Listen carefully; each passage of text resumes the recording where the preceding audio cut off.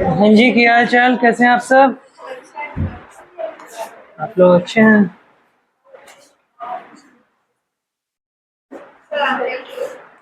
मैं बढ़िया एकदम।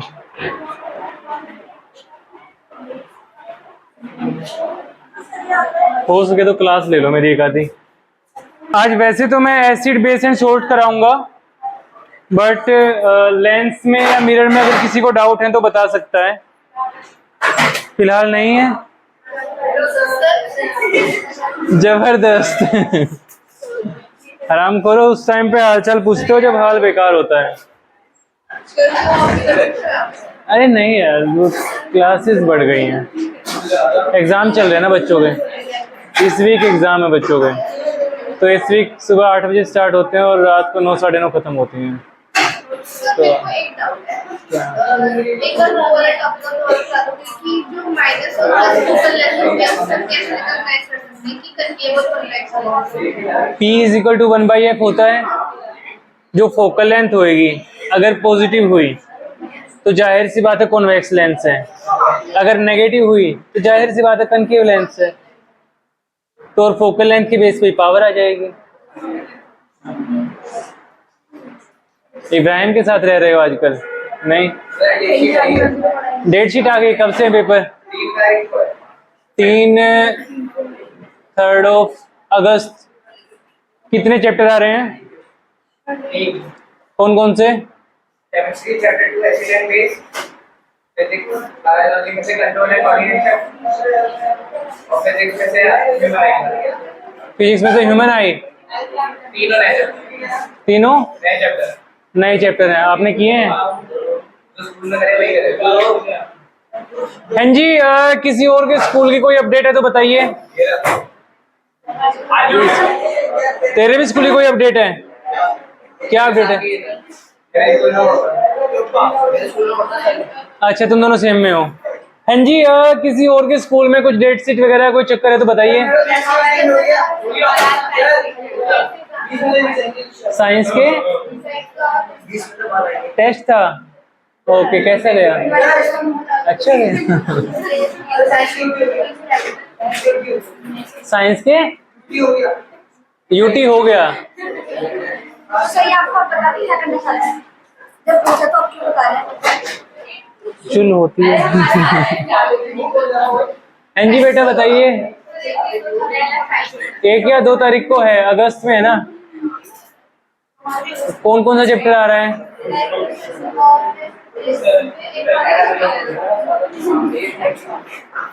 केमिस्ट्री और बायो आएगी सिर्फ।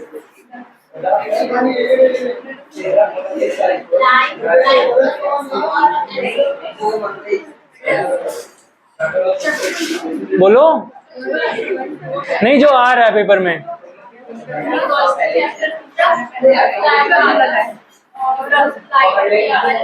हाँ जी, मैं ये कह रहा हूँ, अगर ओए क्या कर रहे हो इफ्रा? आपसे पूछ रही हैं?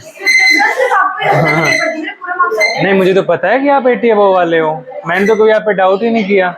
कैसे सोच सकते हो आप ऐसा? मैं तो आपकी तारीफ करता हूँ।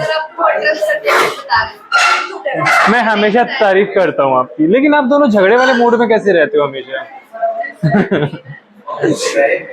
हाँ जी, अगर किसी के भी टेस्ट में अगस्त में कुछ भी नया आ रहा है तो प्लीज बता दें। ऐसा ना हो कि बिल्कुल लास्ट मोमेंट पे बताएं और हो ही ना पाए। हाँ, वो कराऊंगा, शुरुआत कराऊंगा। तो मैं ये मान के चलूं कि किसी के में कुछ एक्स्ट्रा नया नहीं आ रहा है। साले में बता दिया, कोई इशू नहीं। मिस्टर इब्राहिम, आई होप हम बैग उतार सकते हैं। आज ड्यूटी था। आप बैग क्यों उठाए हुए हो? मैं वही कह रहा था, बैग उतार लो। तबीयत ठीक है? खराब लग रही है। नींद पूरी नहीं हुई दिख रहा है। हाँ जी, सबसे पहले लेंस और मिरर की अगर मैं बात करता हूं तो ये पूरी जो एक्सरसाइज है इसमें एक ये क्वेश्चन थोड़ा सा हटके है, बाकी सारे क्वेश्चन नॉर्मल हैं। The thing is one half of a convex lens is covered with a black pepper. इसको कन्वेक्स लेंस मान लो आप, ठीक है। One half of a convex lens is covered with black pepper. Will this lens produce a complete image of the object? Verify your answer experimentally, explain your observation. बताइए, किसी को पता है तो बताइए। नहीं जी, आप नहीं बताएंगे। और कोई बताइए, कैसे हैं आप? बढ़िया हैं जी। आंसर सोहेब, बेटा आंसर बताओगे? दिख रहा है वहां से? पढ़ लो यार। जो कन्वेक्स लेंस है ना, आधा कवर कर दिया है। अब ये बताना है कि इमेज पूरी बनेगी, आधी बनेगी, कैसी बनेगी? कोई भी मिरर के सामने आप खड़े हो, उस मिरर को ना आधा कवर कर दिया कपड़े से, आधी इमेज बनेगी, आप ये कह रहे हो? अच्छा,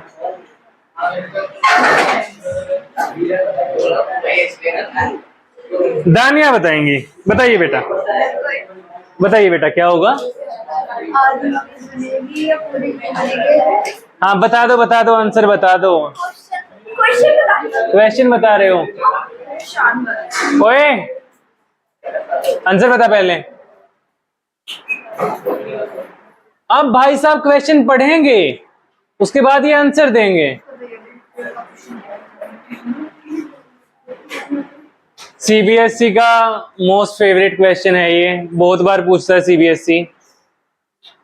नॉर्मल भाषा में बात करूं तो अगर मैं किसी भी शीशे को अगर मैं उससे ढक देता हूं, किससे?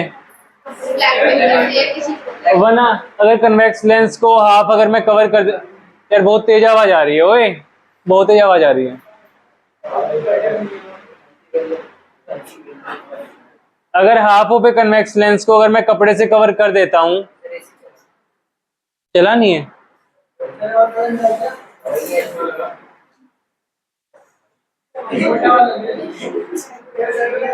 अगर half of a convex lens को अगर मैं कपड़े से कवर कर देता हूं तो जो इमेज बनेगी वो पूरी ही बनेगी। इमेज पूरी बनती है। कैसी इमेज बनेगी?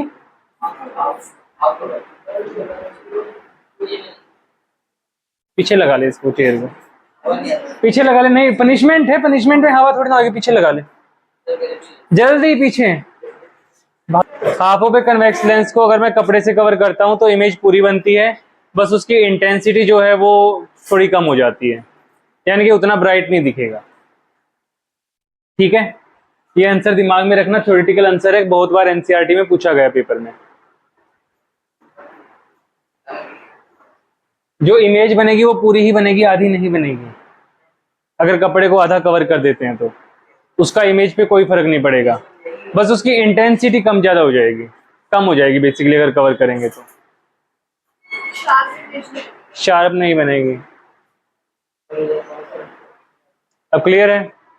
हैं जी, इतने में अगर किसी को कोई डाउट है, किसी ने प्रैक्टिस करी है, क्योंकि आपके पास सैटरडे संडे था, अगर किसी ने करी है तो पूछ लीजिए आंसर, नहीं तो मैं आगे बढ़ रहा हूं। No doubt?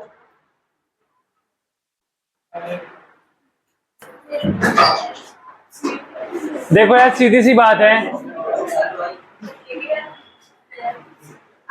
Acids, basis and salts को हम नॉर्मली डिफरेंशिएट कैसे करते हैं? एसिड्स का जो अगर मैं टेस्ट की बात करता हूं, अगर किसी को टेस्ट करके देखना हो तो एसिड का जो टेस्ट होता है वो खट्टा होता है। ठीक है, आप करोगे बेटा?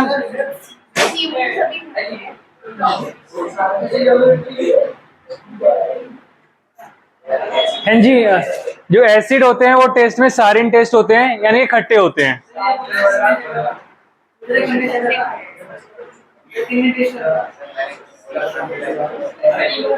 अगर मैं बेसिस की बात करता हूं तो बेसिस कैसे होते हैं टेस्ट में? कड़वे होते हैं। तो ये सबसे पहली प्रॉपर्टी जो एसिड और बेस की थी, ये थी टेस्ट के बेस पे। ठीक है, सेकंड प्रॉपर्टी, अगर मैं लिटमस टेस्ट करता हूं चेक करने के लिए, तो लिटमस टेस्ट के केस में अगर ब्लू से रेड कलर हो रहा है तो वो एसिड है। अगर ब्लू लिटमस टू रेड गया तो वो एसिड है। अगर रेड लिटमस से ब्लू गया तो बेस है। ठीक है, बी से ब्लू और बी से बेस ऐसे याद रख सकते हो। ठीक है, एसिड जो है वो H प्लस आयन रिलीज करते हैं, यानी कि जैसे HCl है, HCl में से H बाहर निकल जाएगा यानी कि H प्लस बाहर निकलेगा, ऐसा कुछ होएगा। ठीक है, अगर मैं बेस की बात करूं तो वो OH नेगेटिव आयन रिलीज करते हैं। जैसे मान लो NaOH है तो बेस के पास OH होता है तो ये बाहर निकलेगा, तो हम कह सकते हैं कि NaOH जो है वो एक बेस है और HCl जो है वो एक एसिड है।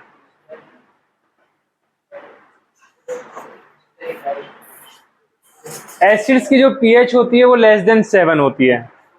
pH यानी कि P का मतलब होता है पोटेंज, ये ग्रीक लेटर है जिसका मतलब होता है पावर, और H का मतलब होता है हाइड्रोजन, यानी कि पावर ऑफ हाइड्रोजन नॉर्मली हम इसको बोलते हैं। pH स्केल इज लाइक, किसी के पास स्केल है, नॉर्मली जो आपके पास स्केल होता है ना उसमें 1 to 15 सेंटीमीटर तक लिखे हुए होते हैं, तो यहाँ पे लिखे हुए होते हैं 1 to 14 तक जो pH स्केल होता है। उसमें अगर 7 से नीचे की अगर मैं बात कर रहा हूँ तो जितनी ज्यादा वैल्यू 7 से नीचे जाती जाएगी उतना स्ट्रॉन्ग एसिड होएगा, जितनी वैल्यू 7 से ऊपर जाती जाएगी उतना स्ट्रॉन्ग बेस होएगा। सबसे ज्यादा जो स्ट्रॉन्ग बेस होता है वो NaOH होता है, 14 जिसका नंबर होता है। अगर मैं एसिड की बात करूं जो सबसे ज्यादा स्ट्रॉन्ग एसिड होता है उसमें कॉन्सेंट्रेटेड एसिड आते हैं, जैसे कि H2SO4 है, कॉन्सेंट्रेटेड H2SO4। और वीक एसिड की अगर मैं बात करूं तो जैसे एसिटिक एसिड होता है, दैट इज CH3COOH। ठीक है, ये सारी चीजें मैं बाद में भी कराऊंगा, लाइक आएंगी आगे, अभी बस डिटेलिंग करा रहा हूं ताकि आपको समझ में आ जाए।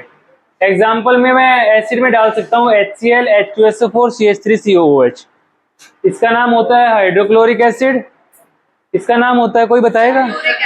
सल्फ्यूरिक एसिड बेटा, हाइड्रोजन सल्फेट नहीं, sulphuric acid. CH3COH is the acetic acid. इनमें आते हैं potassium hydroxide, sorry sodium hydroxide, potassium hydroxide और अमोनियम हाइड्रोक्साइड। सबसे स्ट्रॉन्ग एसिड H2SO4 स्ट्रॉन्ग वालों में आता है, और जो NaOH होता है ये भी स्ट्रॉन्ग वाले बेसिस में आता है, NaOH और KOH। फटाफट लिख लीजिए एसिड एंड बेस की प्रॉपर्टीज। नहीं, इंग्लिश में लिखो यार। Acids are sour in taste, bases are bitter in taste, लिखो। फर्स्ट पॉइंट लिखिए, acids are sour in test. Acids are sour in test, सार यानी कि SOUR। Acids are sour in taste and bases are bitter in test.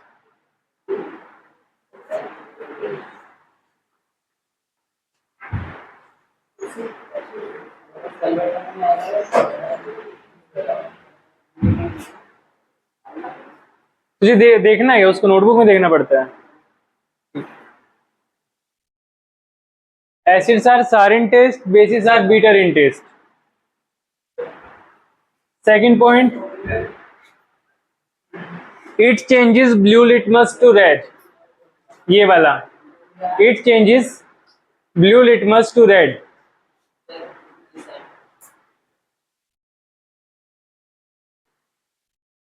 It changes red litmus to blue.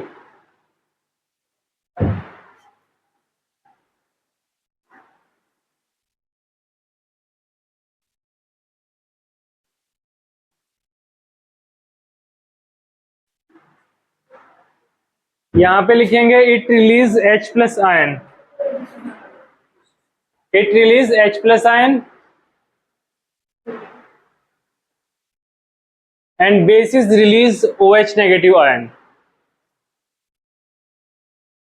Acids release H plus ion and bases release OH negative ion.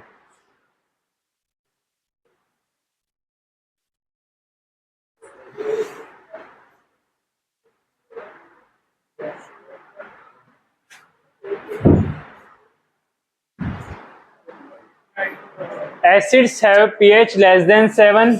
अरे pH तो directly लिख लो यार, pH less than 7 और greater than 7।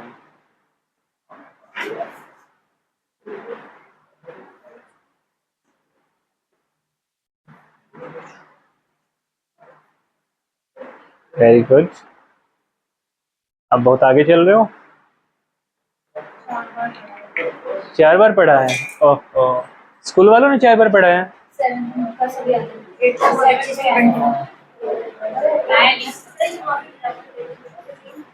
अगर सबने लिख लिया है तो आगे बढ़ूं? Yes sir.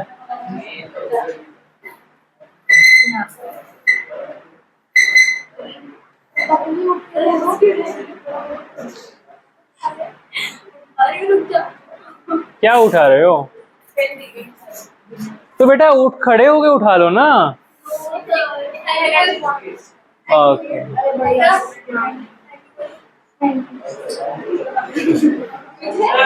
बेटा बदले में योर वेलकम भी बोलना होता है। क्या हुआ?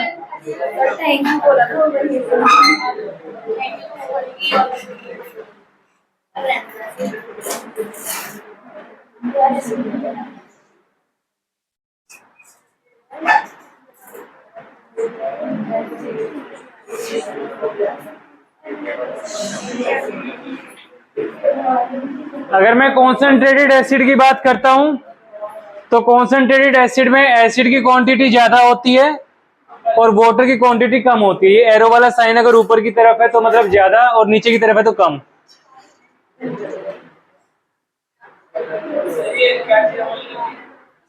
कॉन्सेंट्रेटेड एसिड बेटा, एसिड ज्यादा होएगा कॉन्सेंट्रेटेड एसिड में और वाटर कम होएगा। और डाइल्यूटेड एसिड की अगर मैं बात करता हूं, यहाँ पे वाटर ज्यादा हो जाता है और एसिड कम हो जाता है।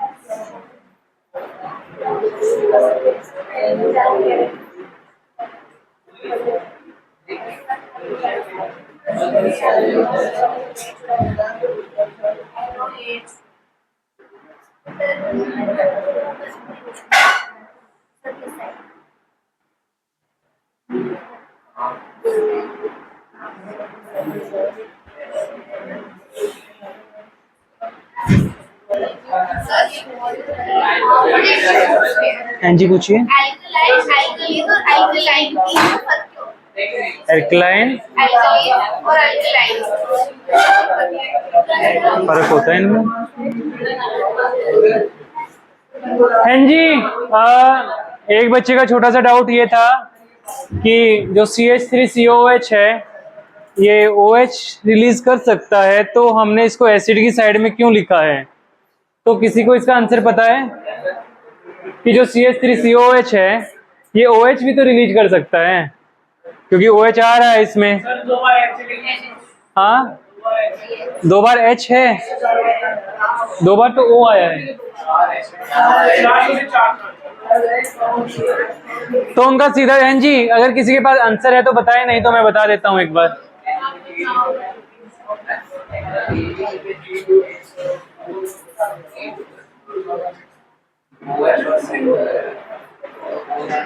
देखो यार सीधी सी बात है। हैं जी क्या कर रहे हो जो?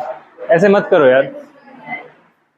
CH3COOH, अगर आपको ऐसा लगता है कि यहाँ से OH बाहर निकल जाएगा तो ऐसा नहीं होगा। उसका रीजन इतना सा है कि 11th क्लास में एक टर्म पढ़ते हैं हम, इलेक्ट्रोनेगेटिविटी। इलेक्ट्रोनेगेटिविटी होता है tendency to attract the shared pair of electrons. It is like कि अभी मैं नॉर्मल भाषा में अगर आपको समझाने की कोशिश करूं तो जैसे यहाँ मैं खड़ा हूं, मेरे साथ कोई एक और खड़ा है और हम एक दूसरे को खींचने की कोशिश करते हैं and I am the oxygen, तो मैं उसको अपनी तरफ खींच लूंगा। अगर वो ऑक्सीजन है तो वो मुझे अपनी तरफ खींच लेंगे। तो ऑक्सीजन इज मोर पावरफुल। ठीक है, तो इट इज लाइक कि अगर मैं अली और सालिम को खड़ा कर दूं तो सालिम इज द ऑक्सीजन। ठीक है, क्योंकि वो खींच लेंगे अपनी तरफ। तो द थिंग इज अगर मैं यहाँ पे इलेक्ट्रॉन रखता हूं 2 और ये बॉन्ड बनाता हूं तो the thing is oxygen is more powerful. तो ऑक्सीजन अपनी तरफ इलेक्ट्रॉन को खींच लेगा और हाइड्रोजन बाहर निकल जाता है। और यहां से OH इसलिए बाहर नहीं निकलता क्योंकि यहां भी ऑक्सीजन है और यहां भी ऑक्सीजन है, दोनों जगह ऑक्सीजन है। तो इक्वली पावरफुल हो गए। इलेक्ट्रोनेगेटिविटी वाली टर्म 10th स्टैंडर्ड में नहीं है, 11th में है, इसलिए मैं इस चीज को बताने से थोड़ा सा अवॉइड करने की कोशिश कर रहा था। शेयरिंग ऑफ इलेक्ट्रॉन्स पढ़ेंगे, शेयरिंग ऑफ इलेक्ट्रॉन्स, पढ़ेंगे ये भी, वो तो कार्बन एंड इट्स कंपाउंड में है। आपके डाउट बताइए क्या क्या थे? एल्कलाइन, एल्कली और alkali. Alkalis are the bases which are soluble in water. ठीक है, इतना हो गया? हाँ जी, एल्कलीज क्या होते हैं? Bases which are soluble in water. लिखिए एल्कलीज के सामने लिखिए, alkalis,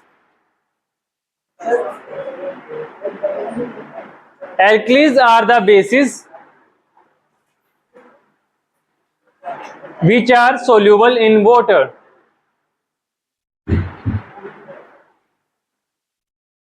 Alkalis are the bases which are soluble in water. और बेसिस क्या होते हैं? जो OH नेगेटिव आयन रिलीज करते हैं। ठीक है,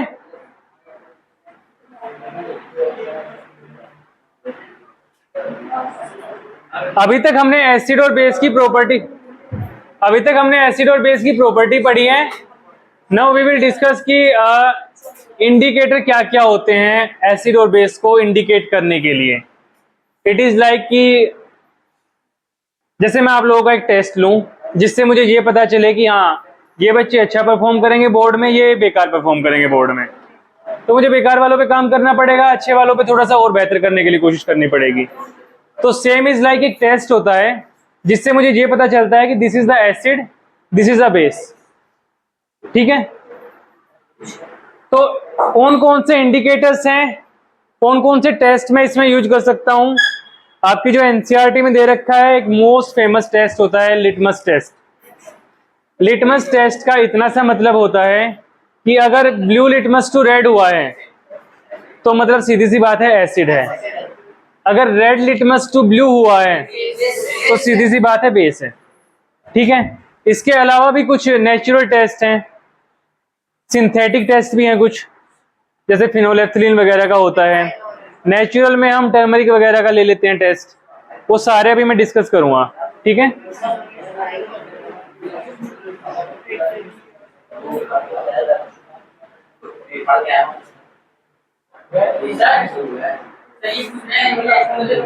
किसका?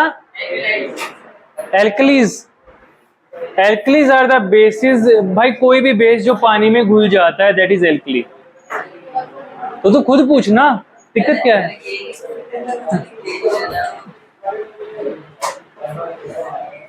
हाँ जी, इंडिकेटर से हमें पता चलेगा कि सब्सटेंस एसिडिक है या बेसिक, और एसिडिक और बेसिक मीडियम में इनका कलर, स्मेल और टेस्ट चेंज हो जाता है।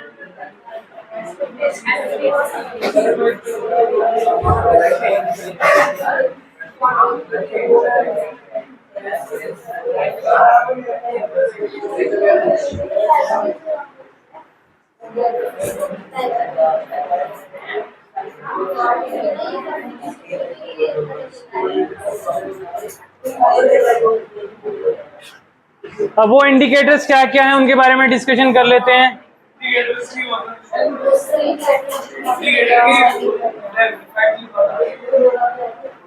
उससे पता चलता है कि कौन एसिड है कौन बेस है। क्या डेफिनेशन लिखोगे? इंडिकेटर तो तुम्हें वैसे ही पता होगा। Types of indicators: natural indicator, synthetic indicator and olfactory indicators. ठीक है, natural indicators you can get them from plants. ठीक है, लिख लो natural, synthetic and olfactory.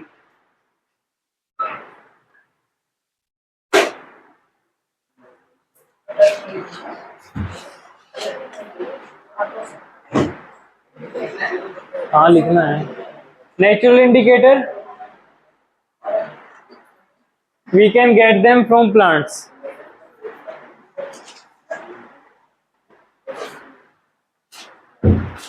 Synthetic indicators,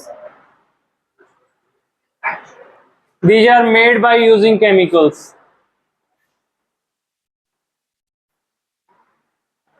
These are made by using chemicals.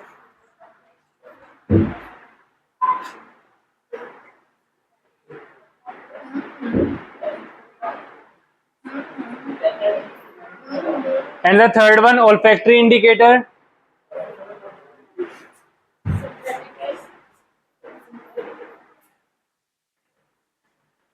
These are made by using chemicals. These are made by using chemicals, synthetic indicator. Third वाला olfactory indicator. olfactory में वो होता है कि जिनको आप स्मेल से पहचान जाते हो. प्याज की स्मेल होती है, वैसा कुछ सीन है. क्या olfactory में लिखवाऊंगा अभी. olfactory में लिखिए their smell changes in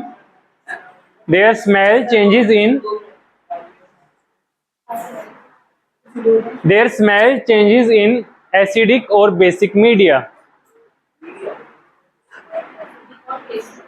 medium की प्लूरल फॉर्म होती है बेटा, मीडिया, MEDIA. हाँ, their smell changes in acidic or basic media. Their smell changes in their बेटा THEIR. आपने THER ही लिखा है बेटा. सारा पढ़ना क्या लिखा है इन्होंने, THEIR. फर्क है दोनों में. हाँ, their smell changes in acidic or basic media.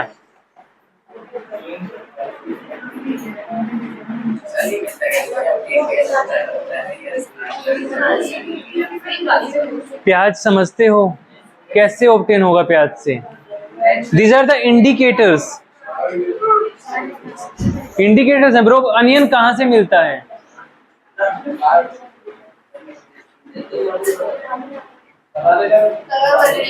आप इंटेलिजेंट हैं, आप खुद को अंडर एस्टिमेट कर रहे हैं. आप पढ़ाई नहीं करते हैं, that is the problem. Vanilla essence vanilla से मिलेगा, और किससे मिलेगा? हाँ, मैं बनाता हूँ बेटा, मेरी फैक्ट्री है. नेचुरल इंडिकेटर की बात करते हैं. Bro you are literally intelligent.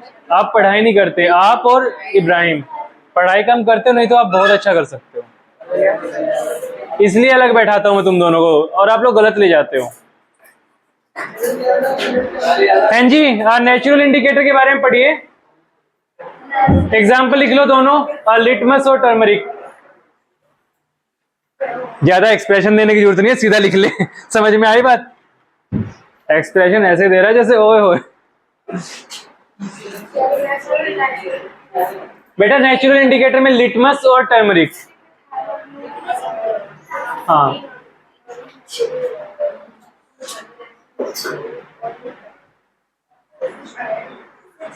मेरे को ना हिंदी मीडियम का मटेरियल नहीं मिल रहा था, तो मैंने ये हैंडमेड बनाए थे लगभग 1-2 साल पहले.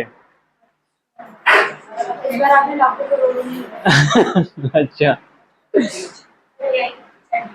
ये बनाए हिंदी मीडियम वाले बच्चों, बट फिर मैंने इंग्लिश ऐड कर दी थी ताकि उनका लॉस ना हो, इंग्लिश में भी वो थोड़ा सा वो हो जाए. फिर इंग्लिश के बनाने का टाइम ही नहीं लगा.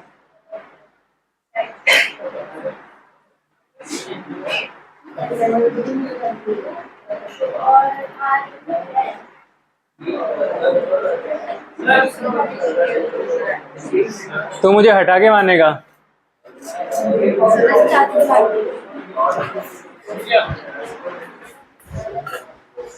पेंसिल से क्यों लिख रहा है?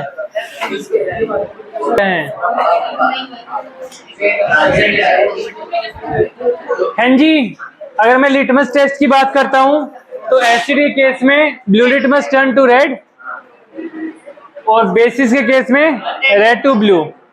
अगर टर्मरिक की बात करता हूं तो एसिड में येलो टर्न हो जाएगी और बेस में रेड कलर शो करेगी, अगर मैं टर्मरिक की बात करता हूं तो. चलो आगे. सिंथेटिक इंडिकेटर्स यानी कि man made indicators. Phenolphthalein most common example NCERT, phenolphthalein, ठीक है। एसिड के केस में कलरलेस रहेगा और बेसिस के केस में पिंक कलर शो करेगा, ठीक है। 1 मार्कर यहां से आता है, 3 मार्कर भी आ सकता है, कृपया फोकस करें।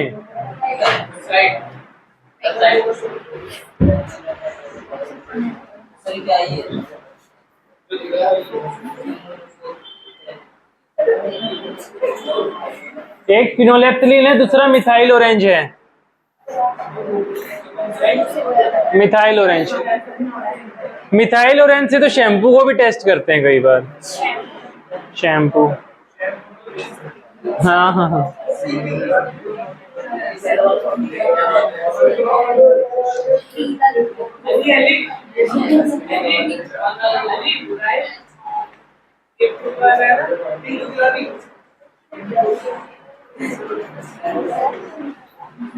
यार अगर मैंने देख के कुछ नहीं बोला तो इसका मतलब ये है ना आपको चुप होना है।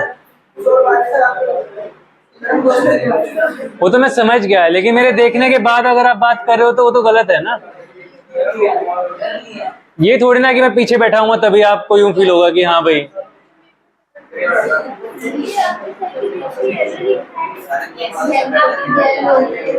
क्या कह रहे हैं वो? हाँ जी, येलो है ये, मिथाइल ऑरेंज।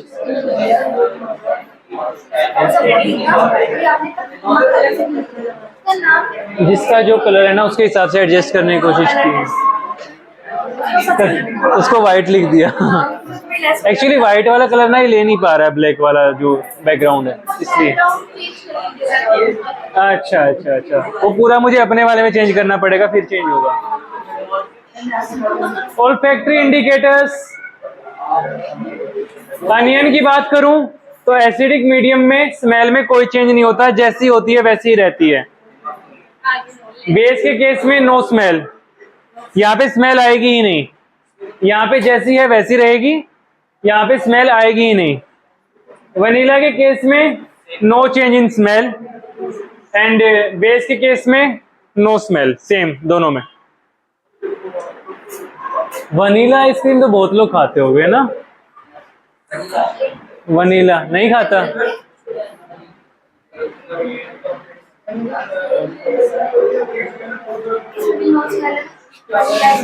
क्या? इसलिए डैश लगा रखा बेटा, सबसे पहले। हाँ जी, हो गया। डैश का मतलब है सेम, ठीक है बेटा। नेक्स्ट टाइम ऐसे ऐसे करूंगा, ठीक है? ओके।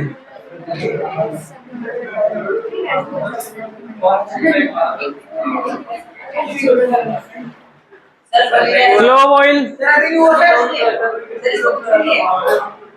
सेम बेटा, same same same same. Clove oil में भी सेम रहेगा सीन।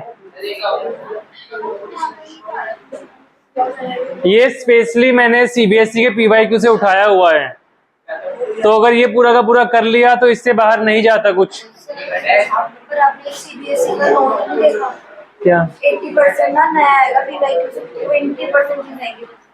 हमसे बाहर थोड़ी ना आएगा, बता देंगे, इतना तो गैस का आराम से हो जाता है। हाँ, इसका खुद इंस्टाग्राम पे देखा है। किस नाम से आपकी आईडी बताओ?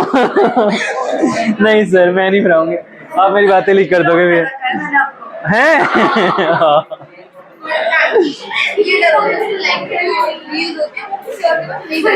तो लाइक मत करो ना। अच्छा अच्छा अच्छा, बड़े खतरनाक लोग हो भाई तुम लोग।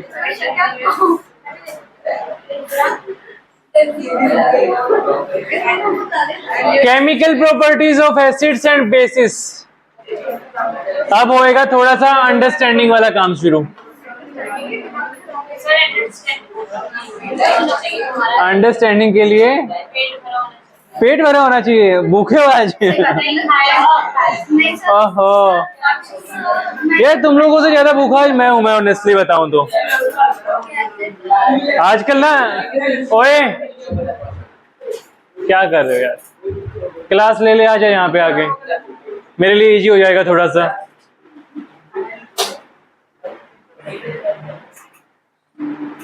होम ट्यूशन में ना एक चीज बढ़िया है, चिल्लाना नहीं पड़ता। आराम से बैठो और आराम से कराते रहो। हाँ, क्या कह रहे हो? बिना चिल्लाए आता है यार पढ़ाने में मजा, बहुत आराम से आता है। मुझे ना एनर्जी बचा के रखनी पड़ती है इंस्टीट्यूट्स के लिए।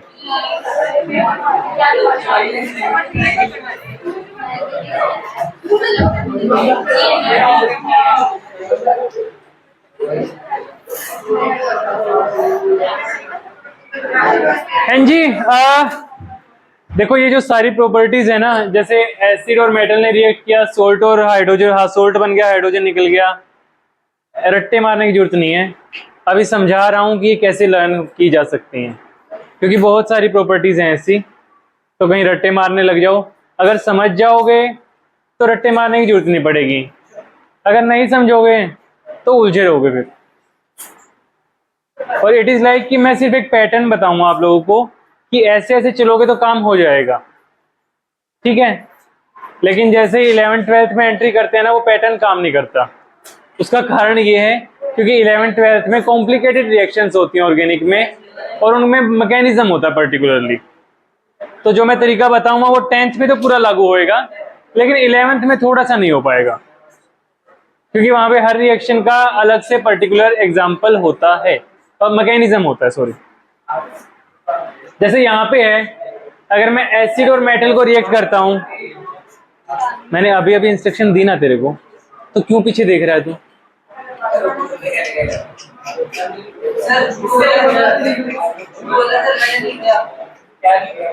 मैंने तुझे पहले भी कहा है, तेरी गर्दन पीछे नहीं मुड़नी चाहिए, ठीक है, और तेरी भी। एसिड और मेटल को अगर मैं रिएक्ट करता हूं तो सोल्ट और वाटर, हाइड्रोजन, सोल्ट बनेगा, हाइड्रोजन बाहर निकलेगी। लेकिन ऐसा कैसे होगा वो समझ लो एक बार। यार देखो बेटा, अभी प्लीज ध्यान दे लेना इस पॉइंट पे, क्योंकि पेपर में ये पास करा देगा, ठीक है। जैसे एसिड का मैं एग्जांपल लेता हूं HCl, ब्लू ही हो रखा है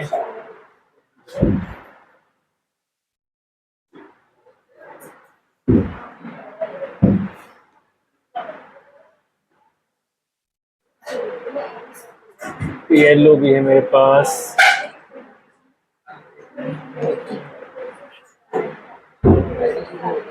जैसे एसिड का मैं एग्जांपल लेता हूं HCl, ठीक है। और HCl को अगर मैंने मेटल के साथ रिएक्ट किया, मैं कोई भी मेटल उठा लेता हूं यार, जैसे मान लो सबसे इजी सोडियम उठा लिया मैंने,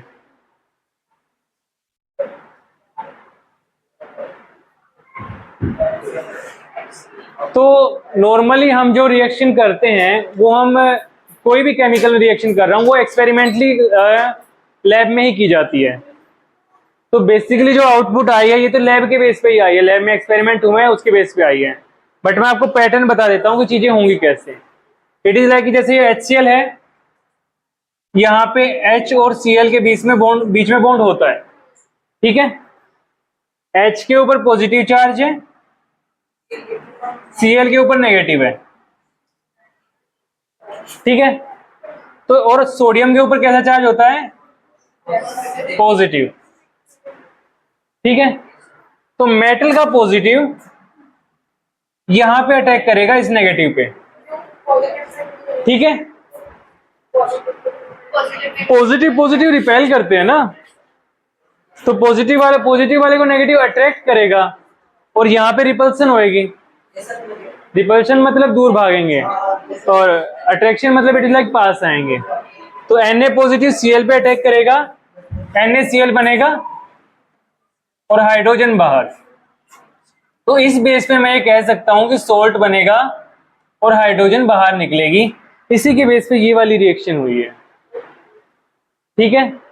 तो सिर्फ ये वाले लिख लो अभी, इसके बेस पे chemical properties of acid and base लिखो एक बार, यहाँ तक लिख लो, यहाँ तक। प्रोसेस ये वाला है।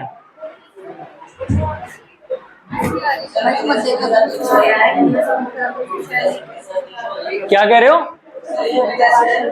हाँ हाँ यही लिखेगा ना ब्रो अभी, एसिड और मेटल के साथ। एसिड और मेटल आपस में कैसे रिएक्ट करते हैं, देख लिया?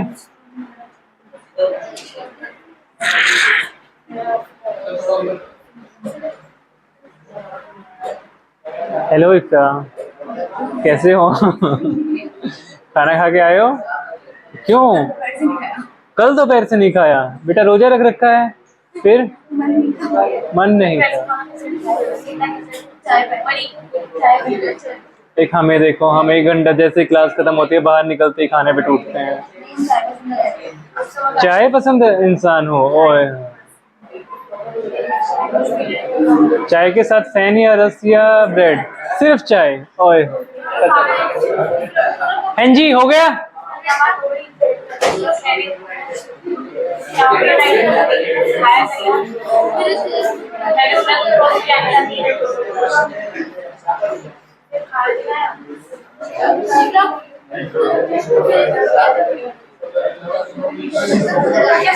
Okay okay okay.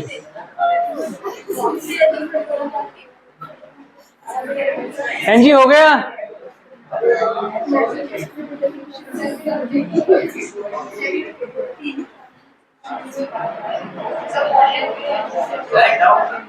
बोल।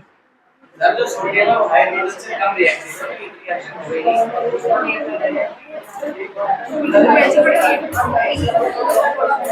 हाँ जी, क्या सोडियम हाइड्रोजन से कम रिएक्टिव है? Yes sir. कितने बच्चे इस बात से एग्री कर रहे हैं कि सोडियम हाइड्रोजन से ज्यादा रिएक्टिव है? कम रिएक्टिव है, सॉरी, सोडियम हाइड्रोजन से कम रिएक्टिव है। कितने बच्चे कह रहे हैं?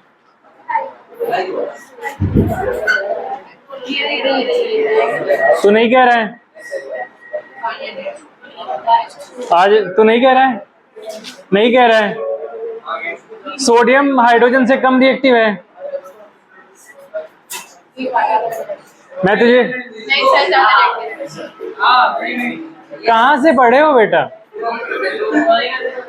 Which university? I think Oxford or Cambridge. Not less than this.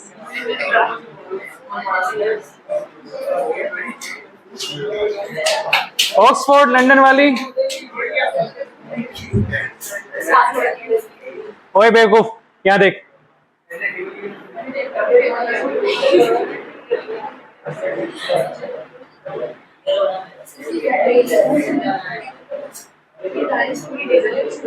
हाँ अब माइक लगा के अनाउंस करूं? यहाँ देख ले अब।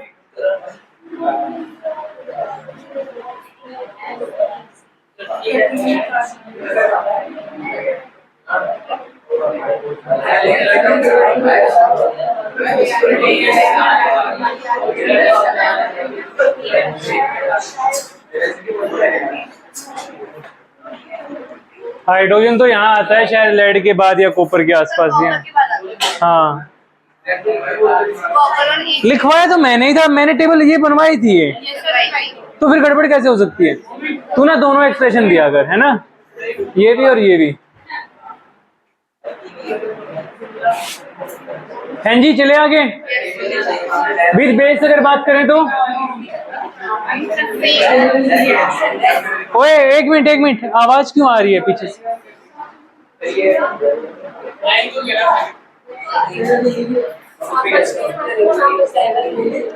ओए चुप हो जाओ बेवकूफ लोग।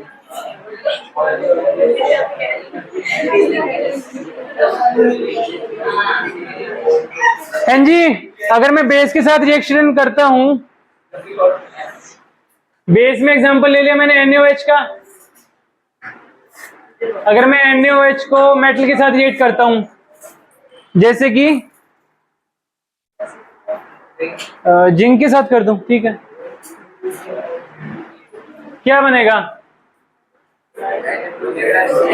सोडियम जिंकेट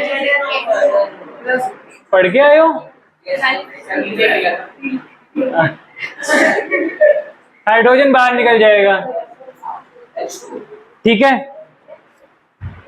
तो this is the reaction with base, यहाँ पे सोल्ट बनेगा और हाइड्रोजन बाहर निकलेगी। This is the salt formation and hydrogen बाहर।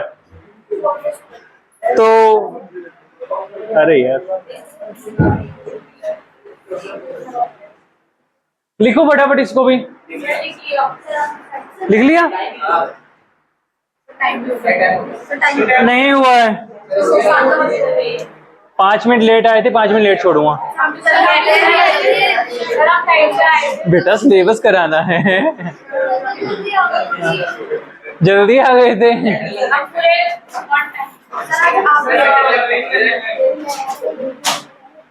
जो बैठा रहेगा मैं करा दूंगा, बाकी जो जाना चाहते हैं वो जा सकते हैं। अगर H2 गैस से भरी हुई टेस्ट ट्यूब के पास अगर आप बर्निंग कैंडल लेकर जाओगे तो पॉप साउंड प्रोड्यूस होगी, ऐसा कुछ होता है। हाँ तो मेरी ने रिक्वेस्ट है, अगले क्लास में इसको इंग्लिश में लिखूंगी। वो तो मैं लिख पाऊंगा ना इंग्लिश में, तो मुझे ना बहुत मेहनत करनी पड़ेगी, टाइम नहीं है अभी मेरे पास लिखने का। आपने बोला था चैट जीपीटी, बहुत लंबा लिखना पड़ेगा बेटा। मैं निकलवाया, ठीक है मैं आपको लैंग्वेज देता हूँ।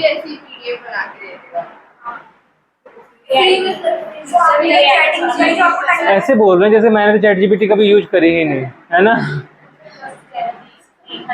देखो यार सीधी सी बात है, जैसे ही गैस बाहर निकलती है और मैं कैंडल को पास लेके जाऊंगा तो गैस जो बाहर निकलेगी वो एक पॉप साउंड प्रोड्यूस करेगी, ठीक है। और जो पॉप साउंड प्रोड्यूस होती है that is because of hydrogen, ठीक है। इतनी सी बात है, लिखिए। If you bring the burning candle,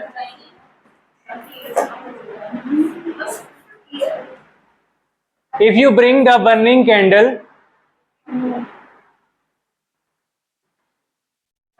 close to the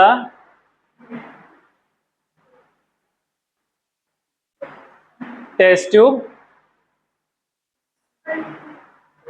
filled with hydrogen gas, if you bring the burning candle close to the test tube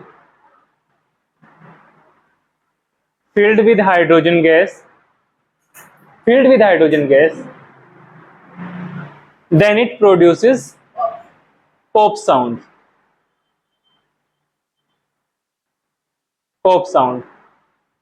ठीक है। Hydrogen gas It produces pop sound।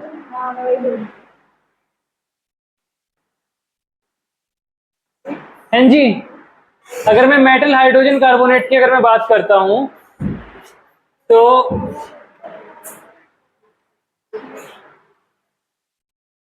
कोई भी मेटल हाइड्रोजन कार्बोनेट का अगर मैं example लेता हूं, जैसे कि मान लो Na2CO3 का मैंने एग्जांपल लिया है, और इसको अगर मैं एसिड के साथ रिएक्ट करता हूं, HCl मान लो, कोई भी मान लो, तो रिएक्शन क्या होगी? बोलोगे बेटा कुछ, क्या रिएक्शन होगी? सर रिएक्शन की प्लानिंग करोगे क्यों? क्योंकि मुझे ज़्यादा कुछ खाने पीने के लिए जानता नहीं।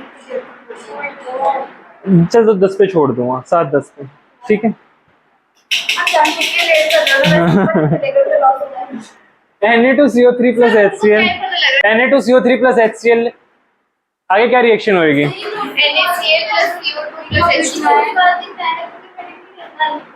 अलग नहीं, ये हेडिंग डलेगी ना, metal hydrogen carbonate with acid. मैं ये पूछ रहा हूँ रिएक्शन होगी क्या पहले? NaCl plus H2O plus CO2। हाँ जी सही कह रहे हैं बेटा, ये नहीं कह रहे? आप बताइए क्या बनेगा? मैं 7-10 पे छोड़ दूं, आप टेंशन मत लो।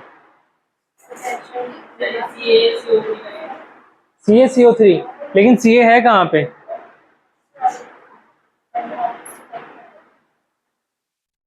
देखो यार सीधी सी बात है, नॉर्मल सी रिएक्शन होगी, यहाँ पे पॉजिटिव चार्ज, यहाँ पे नेगेटिव, सोडियम पे पॉजिटिव चार्ज होता है और कार्बन पे नेगेटिव चार्ज होता है, ठीक है। हाइड्रोजन पे पॉजिटिव और Cl पे नेगेटिव, ठीक है। तो Na अटैक करेगा सीधा सीधा Cl पे, ठीक है, क्योंकि पॉजिटिव वाला नेगेटिव पे अटैक करता है, ठीक है। तो यहां से बन गया NaCl। अब आगे H2O और CO2 के बाहर निकलने का तरीका मैं आप लोगों को बताता हूं। एक नॉर्मल आइडिया है, लर्न करने का तरीका बताता हूं। जैसे कि अभी यहाँ पे H बचा हुआ है हाइड्रोजन और यहाँ पे CO3 बचा हुआ है, तो ऑक्सीजन है 3 और 1 है कार्बन, तो 3 ऑक्सीजन है, 1 कार्बन है और 1 हाइड्रोजन है। नॉर्मली हम क्या क्या चीजें सोच सकते हैं, क्या क्या बन सकता है इनसे। 1 ऑक्सीजन है तो H2O निकल सकता है, 2 हाइड्रोजन वहां पे यूज हो जाएंगे, और कार्बन है तो CO2 निकल सकता है। इसके अलावा कुछ और निकल सकता है, तीनों के तीनों ऑक्सीजन यूज हो जाएंगे। तो 1 ऑक्सीजन तो गया H2O में, 1 गया CO2 में, ठीक है। समझ आया बेटा? बस इतनी सी बात है कि अगर मैं मेटल हाइड्रोजन कार्बोनेट को एसिड के साथ रिएक्ट करता हूं तो NaCl बनेगा, H2O बनेगा और CO2 निकलेगा। अगर इतने में किसी को कोई भी डाउट है तो बताइए।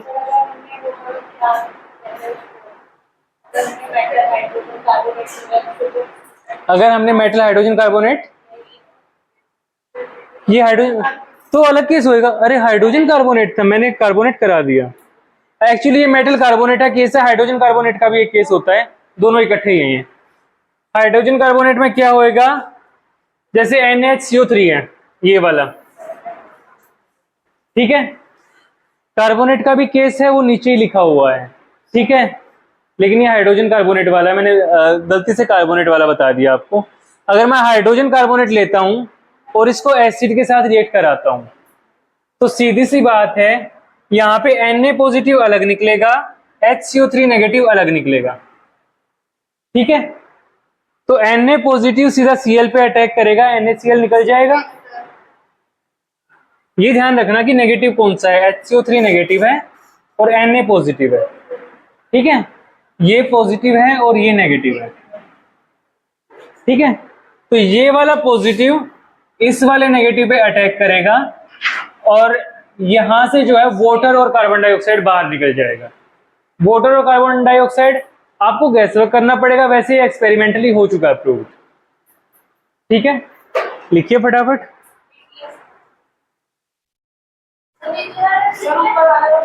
एक मिनट। और यहां से ये जो कार्बन डाइऑक्साइड बाहर निकली है, इस कार्बन डाइऑक्साइड को अगर मैं लाइम वाटर से पास कराता हूं, लाइम वाटर समझते हो क्या होता है, क्या होता है? CaCO3। अरे वाह, again Oxford University. CaOH whole twice, ये होता है लाइम वाटर। अगर मैं इसमें से कार्बन डाइऑक्साइड को पास करता हूं तो सीधा सीधा CaCO3 बनेगा, ठीक है, CaCO3, और वाटर बाहर निकलेगा।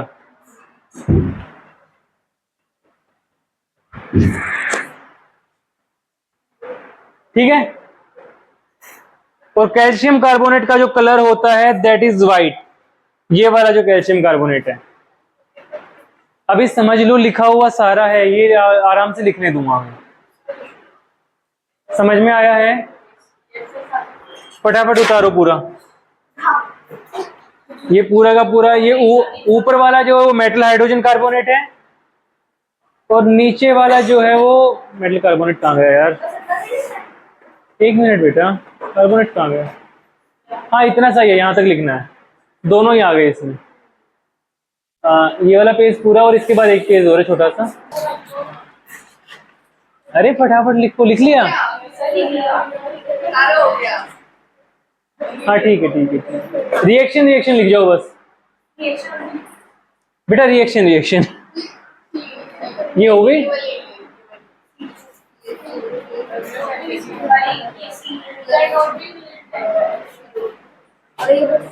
चलो ठीक है, जाओ, कोई बात